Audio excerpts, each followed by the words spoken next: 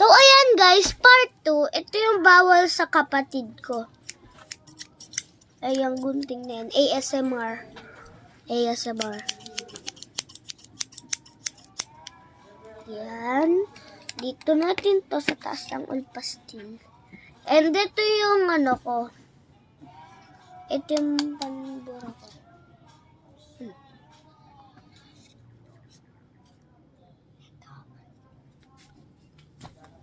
Tignan nyo guys.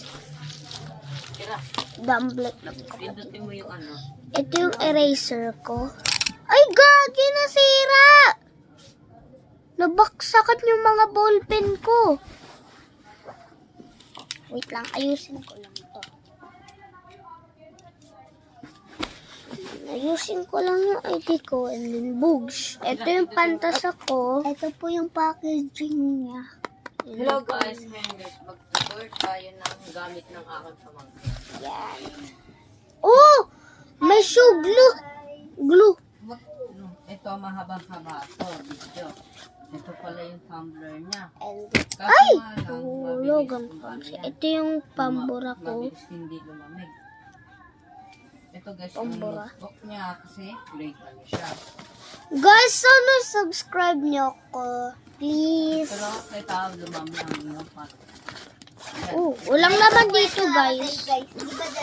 Ito na yung exciting part natin. Tapos guys, pwede naman kami makinig ng like and follow.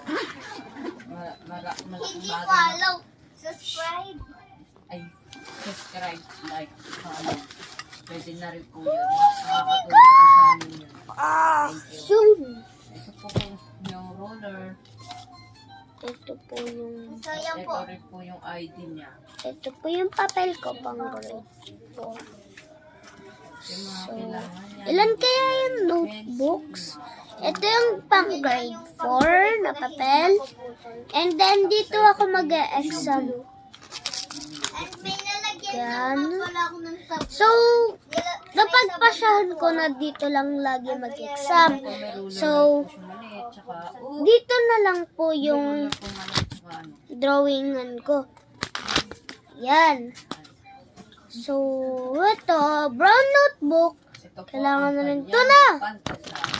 Boom. Yan. White notebook. Syempre, kailangan rin. Yan. And then, green notebook. Siguro mat to. Mahirap yun.